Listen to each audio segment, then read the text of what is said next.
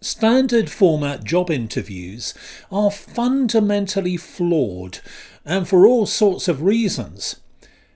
They fail employers who spend enormous amounts of time and money on screening processes that are notoriously unreliable in identifying the best workers. They fail job seekers who are compelled to endure dysfunctional recruitment screenings that overwhelmingly focus on a candidate's weaknesses rather than allowing them to fully demonstrate their capabilities. My version of the interview is very different.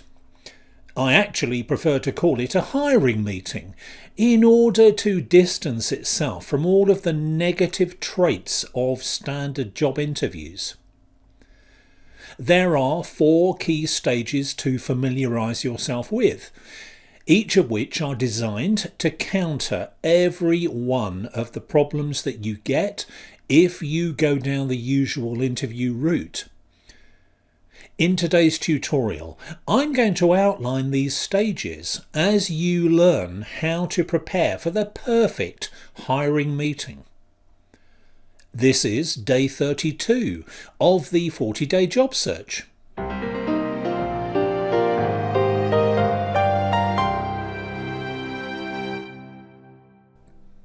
Hello, I'm Neil Grant, the person behind the Vocation Master Training Programme, and I help you do better work. If you're looking for an employed position with a private sector organisation, you've come to the right place, because I'm going to show you how to transform your professional future by taking complete control of your next job search. Everything you get in this tutorial series is taken from my complete job search masterclass. You'll find syllabus and enrolment details for that at my website, where you can also take advantage of my free Job Interview Secrets video course. You get 3 hours of information, advice and action plans that go straight to the heart of my job interview strategy. I used to charge $99 for this short course, but I'm now making it available to you without any charge whatsoever. This is to say thank you for showing interest in what I do. It's also a way of showing you how I work. If you want to nail any kind of job interview, you can't afford to miss out on this unique material. Just go to vocationmaster.com for free and immediate access. If you like this video, please like and subscribe, and consider sharing it with other job searchers in your network. Thank you. I really appreciate your help in supporting my channel. Okay, with those messages out of the way, let's get on with this. So, to start with stage 1 of my process, which is the introduction. The first of the 4 stages of the hiring meeting is when you make some introductions. On the face of it, nothing unusual here. But you'll be announcing more than yourself, because you'll also be introducing the format of the meeting.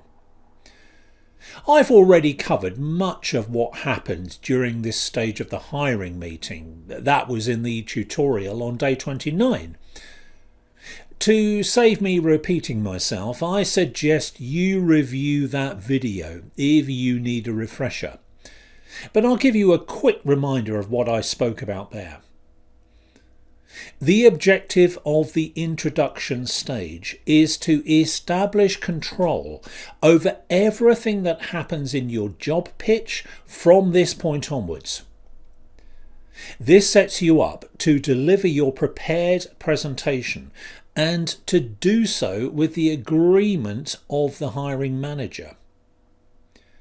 If you don't achieve this grand aim straight away, you'll struggle to present the rest of your pitch in the right way. So it's crucially important to use the first 2 or 3 minutes of the hiring meeting to seize control. It isn't difficult to do this, provided that you use the words and expressions that I give you. Practice them well and ensure that you've got the right attitude firmly in place. Speaking of which, nailing the introduction stage depends upon your mindset. The most challenging aspect of taking control is fronting up to a person who's in a position of authority and quite likely to become your new boss if everything goes well. The default attitude of most work searchers is one of deference to the interviewer, and it's an understandable one in many ways. However, you need to combat any residual feelings of this kind, which is why rehearsal is so vital. I'll be talking about the way you do this in tutorial number 39. Next, to stage 2 of my process, which is the presentation.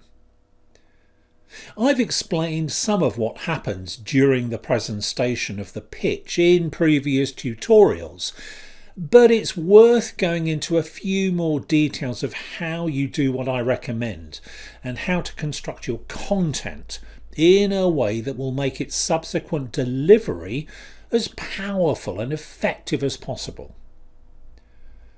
It's really important to have a workable framework to help you do this.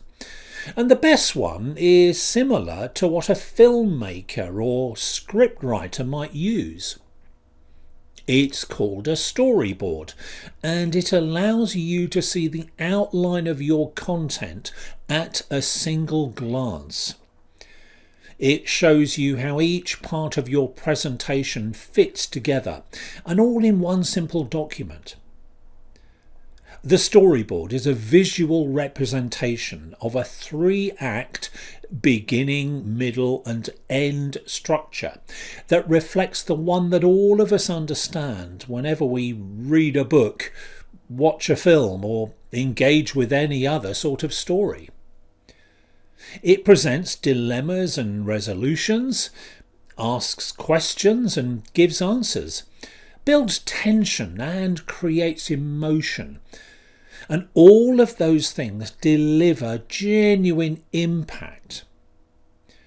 And a pitch is simply another sort of story which must be brimming with impact. My storyboard method distances you from the sinkhole that conventional job search candidates swirl around during standard interviews. A severe lack of structure in an applicant's presentation is a common feature of conventional interviews.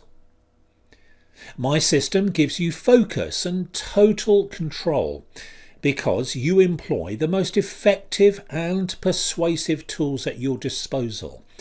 And that simply doesn't happen if you follow the tired steps of a standard job interview. This is the pitch format that I've taught thousands of clients in businesses large and small over many years and in countries right across Europe. No matter what the situation might be, if you're making a presentation or doing something that features an explanation and requires persuasion, this is the way to go. It works like a dream because it's simple, allows for interruptions and deviations within each section, and provides enough structure to keep you grounded and focused on what matters at all times. I strongly urge you to adopt this system as you build the presentation stage of your job pitch. I haven't discovered a better one for any kind of encounter that requires persuasion and influence in over 30 years of business skills training. You get complete instructions in how to design potent pitch content in my job search masterclass and as part of my in-person training seminars and individual coaching programs, all framed within an easy to follow 3-act story structure. This includes an amalgamation of all of the data and information you've gathered regarding the business problem you've uncovered, the solution you propose, of course, and how you weave your personal business story into the heart of the presentation.